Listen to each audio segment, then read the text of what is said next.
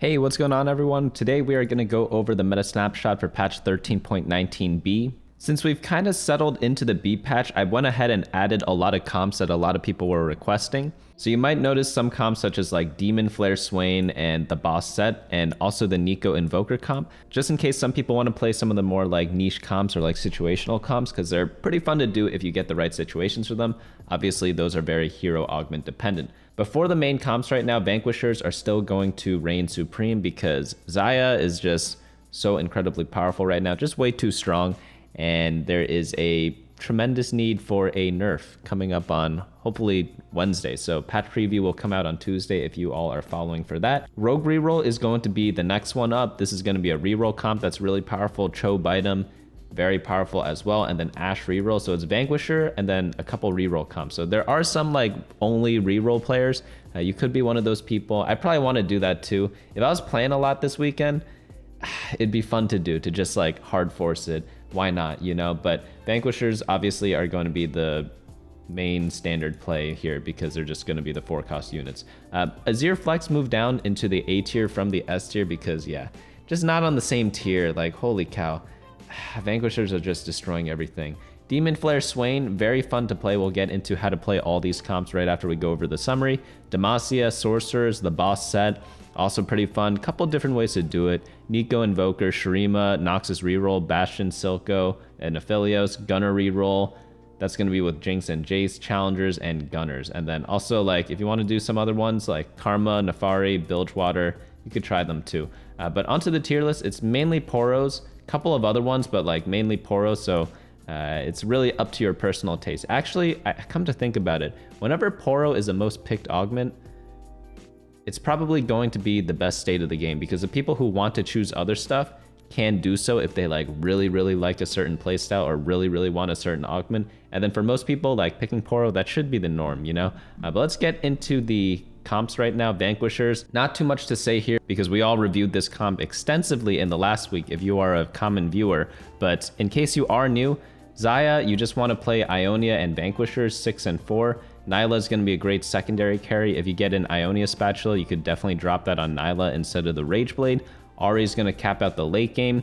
You want to get the 4 Vanquishers, so that's Jhin, Darius, Nyla, and Xayah. And Darius also gives Juggernaut with Sett, so it's kind of like a neat little thing there that you could kind of include. If you ever get extra slots or go level 9, you could easily add in like a Heimerdinger, add in maybe like a legendary unit such as Cassante, Aatrox, things like that, all fine and dandy there. You could also have Karma hold on to your Ahri items until you get Ahri or Ahri2, and then sell her, find a new Karma, or just item remover if you have it, and then drop everything onto your Ahri. But standard leveling for this, pretty simple stuff. One other thing, items, you want a Last Whisper or an Even Shroud, so Even Shroud on Shen or Last Whisper on your Xayah, and then after that, Nyla. RFC is the best item, and then anything else goes. You could also run an Ashe if you want some utility. If you don't have like a billion items, that's also possible. But obviously, if you can afford to, itemize all 3 of them.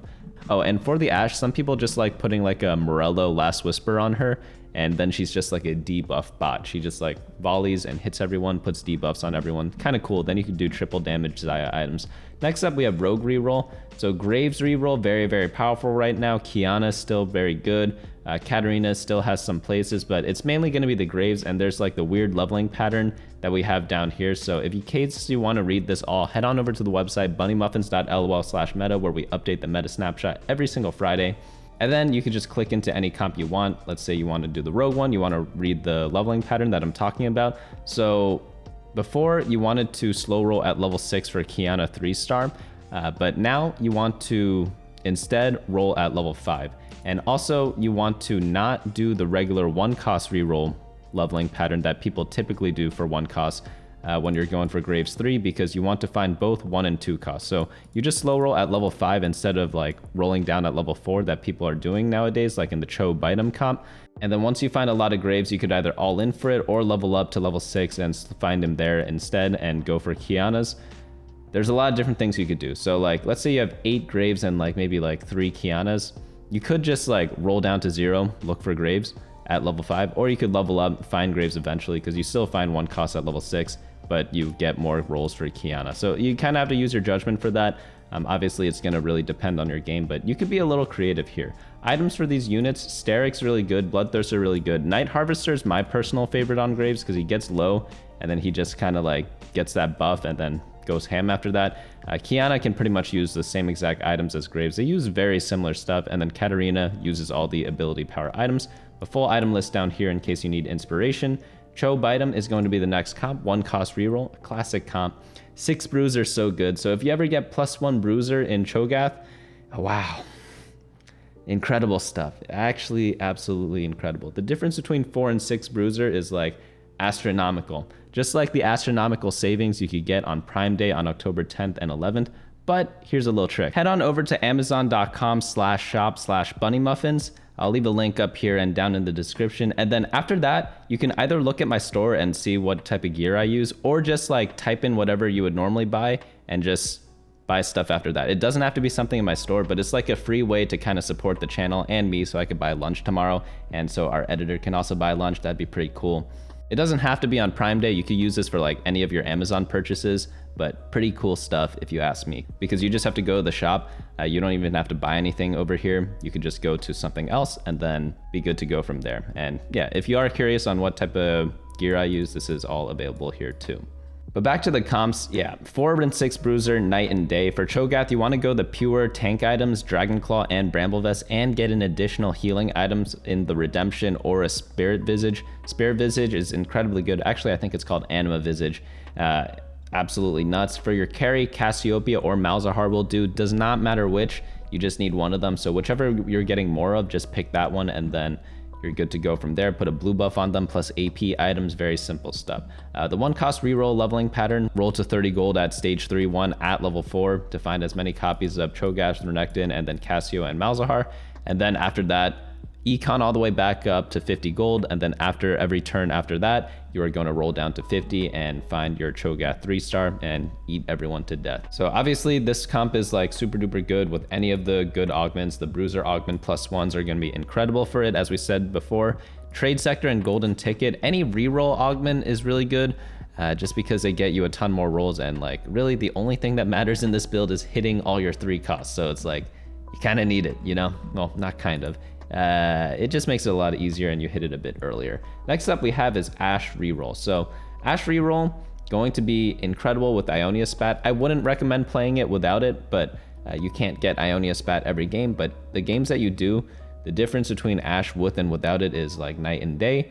And you want to pair it up with the rest of the general Ionia build with the Xayah later on, but Ashe is going to do enough work on her own. Just do a 2 cost reroll leveling pattern, get Sett 3, get Ashe 3, and call it a day after that. Items on her, Last Whisper plus anything, and then you're going to be good to go. Sorry, I should say Last Whisper, Ionia Spat, and then third item can be anything, and then you want to focus tank items on Sett. Honestly, tank items on Sett can be pretty much anything too, as long as they make him tanky. Next up we have is the A tier. Azir Flex, definitely a drop down. Not only is it hard to play because there are a ton of different options, but it's also just not as powerful as all the S tiers right now. So in the S tier we have 4 comps. There are 8 players in your game. The S tiers probably will make up at least 5 of those comps. Maybe not 6, but at least 5 of them. So if you're one of those who are not going the S tier comps that game because you just don't really have a good start for it, Azir Flex is probably going to be one of your go-to options. Unfortunately, it's a little bit more difficult to play than the other comps. For example, the next one up we have is like Demonflare Swain. This one's really easy, right? Because you just go for the Demonflare augment if you get it, and then you just hard force Swain and then do a 2 cost reroll pattern, and you don't really have to think that much. But with Azir, you have to think a lot because you have to think of your secondary carry. It's typically going to be Mordekaiser or Silco. So if you get a lot of bows, go for Mordekaiser, or if you get, what's that thing called? Scope Weapons. Scope Weapons Mordekaiser is absolutely bonkers, and it's also really good on Azir. It's like a S tier augment on this list, in my opinion. After that, you just throw down attack speed items on Azir. Good to go there. Either Nashers or Rageblade. You could do both also, but like at least one of those. If not, you're going to be struggling a little bit with a lot of fights. Giant Slayer is good. Static Shiv is good. Hextech Gunblade's good. There's like a whole list of items down here. Azir uses almost anything. After you get a Rageblade on him, like literally everything else is good to go. Tank items are going to go on Nasus. You could throw some tank items on Jarvan as well, but overall, You're not really going to get perfect items with this build because you're just slamming items early because you're just flexing into other stuff. Next up we have is Demonflare Swain. Only play with this if you have the Demonflare augment. And because of that, like, Swain is just going to become an absolute monster. Titan's Resolve going to be the best item on him because he's going to be up in the front. He's going to be taking a lot of damage. Titans is going to go to full stacks. I hope, at least. Like, I've never seen it not go to full stacks on Swain 3, at least. It just has to, right? There's no way it doesn't. But typically, anyone who can get to full stacks should build the item because that's when the item is absolutely strongest. And Swain makes pretty good use of all the stats. Nice with the resistances, uses the AP pretty well. Does not use the attack damage, but you know what? It's okay. Some form of healing is decent on him. Bloodthirster gives him the healing and the % health shield, which is both really, really nice. After that, you could whittle people down slowly but surely with Silco, so you want the Morello on Silco, definitely. So you don't need Sunfire on Swain. If you do build an Ionic Spark, you could put it on Taric, but typically it's just going to be Swain tanking and Silco slowly killing everything. It's going to take a while, but you know, sometimes that's the way life is. 6 Sorc is going to be the way to go, just because you need a lot of ability power to really buff him up to get him nice and juicy. I have seen some Noxus versions of this. For example, if you get a +1 Sorcerer with Sorcerer Emblem or a +1 Noxus, you could throw in Mordekaiser and Scion, and then even Rek'Sai to give Slayer and Void to your team. Mordekaiser is going to make great use of the Slayer, and then have Mordekaiser be a secondary carry, or just like carry on his own, because Mordekaiser is absolutely bonkers with RFC and with the Noxus setup. Obviously, you do need the +1 to make that work though, and we have other options down here. So for example, Protector's Vow is very interesting. Redemption, decent. Crown Guard, I think, is very cool too. And then in your backline, you could also itemize Vel'Koz. Silco has some other options here, so you could go for all of that. Next up we have is Demacia. Demacia is like, it's decent, you know, there are better comps out there, but if you get great Demacia games, they are going to do pretty well. Obviously, like, this goes for any comp, but if you ever get like a +1 Demacia, I would definitely go for this. I would not really go for Demacia without it, but in the games that you do get it, it's going to be incredibly strong because getting that extra item on like certain champions, especially like another carry like Mordekaiser, for example, is going to give great returns for your team. And also with this build, you can go for a Quinn 3 as well. So you primarily focus more on Fiora 2-star as your main carry. But then if you get a lot of copies of Quinn because you're rolling at level 7 or level 8, definitely go for a Quinn 3 in the games that you can. Next one up we have is Sorcerer. So Sorcerer is pretty much the same build as the Swain build, except we're going more for the Silco and Vel'Koz, and then you could play it for the late game with your Ahri. So obviously the Demonflare version is going to be a little bit better because it is higher on the tier list, but this one's still pretty good because it's much more consistent, right? You don't need to get the Demonflare augment for it to work. You don't need any augments for this to work, but obviously +1 Sorc gonna be really, really good for you. I don't think I need to say that because if you're going a vertical comp, +1s are super duper important. The boss Sett is going to be the next build we have up. This is with the boss augment, and that makes Sett do his little sit-ups on the side. Again, whenever you have these builds, the Titan's Resolve are going to be really good on your frontliners because they just always get it to full stack, so it's never a bad thing to have. And then some healing is good on Sett. It could be Bloodthirster, it could be Hand of Justice, it could almost be anything. I found that like a lot of builds work on the boss Sett. Some people do full tank builds, some people do full damage builds. They all work. You do need some back line with him, so you could also go for an Ashe 3 even without the Ionia spat, even though you still prefer it. Ashe 3 is still really nice because they're both 2 costs. You could go for both of them. Morello applying to everyone, Last Whisper pretty decent, and then hopefully Xayah to clean everyone up. Build's pretty much going to be set from there. Next build up we have is Neeko Invokers. So this one is going to be with Soraka and Neeko as the 2 carries in like an Invoker build. So Soraka's kind of interesting because she actually pops off quite a bit. This is one of the new comps that we added this week. So in the how to play section, we say that you could go for Neeko and Taric 3-star, but Soraka is great to kind of stabilize with. And you could also even go for a Karma 3-star also. There are a lot of different options here. Obviously, go for the things that you hit. So if you have like tons of Castans, tons of Neekos, go for those 2. You could pretty much go for everything 3-star as long as you get them for free. But you need 1 damage dealer and 1 tank, and you prefer the tank being Neeko and the damage dealer being Soraka, but obviously you can't force that every game because some weird stuff happens all the time. So that's the way you're kind of going to play this. One thing that you may have noticed is that in Invoker comps, we typically do not build mana items because you get a lot of mana from the Invoker trait. However, that is more typically true with 6 Invoker, and in this game, we have the 4 Invoker build. 4 Invoker does not give as much mana, unfortunately, so that's why we drop on the Spear of Shojin to Soraka. For items, Neeko is going to want a mix of like bruiserish items, so Titan's Resolve, Bloodthirster are going to be a good go-to. Hand of Justice is another good option, or just general tank items just to make sure she lives, and then Soraka is going to hopefully be healing people up and be casting a lot and be doing some decent amount of damage. And then Terra can hold all the support tank items as well. Next build up we have is Shurima. So Shurima is a little bit weaker right now, but definitely still playable if you get it, because Azir 2-star with almost anything is going to be working out pretty well. Well, at least Azir, Nasus, and Jarvan, like that is like a trifecta that's just really good with like a bunch of random units. You can just pretty much add anything after that because they all work. Either the Azir Flex build or the Shurima build, both of them are fine, so we'll leave it at that. Next build up we have is Noxus Reroll. This is going to be with Samira, Cassiopeia primarily, and then rounding it out with the Swain to tank for you really hard in the front. After that, you have a late game insurance policy in Mordekaiser, because Mordekaiser is great with the RFC, going to be whacking everyone down. And yeah, Mordekaiser with and without RFC is biggest difference in the world. It's the same thing with the Bruiser build. If you have 4 or 6 Bruiser, it's like a completely different comp. But with Mordekaiser, with RFC and without RFC or anything that increases his range, is such a big difference. You really need it on him. If not, just like don't put that many items on him, or just throw all your leftovers on him and don't rely on him to carry. Next build up we have is a Silco Aphelios Bastion build. This one's going to be the stall comp of the set. Silco with blue buff Morello going to be key. Aphelios with Rage Blade plus 2 damage items, and then as many frontliners as you can. Another thing you can do is kind of go for 6 Bastion. I've seen that happen before.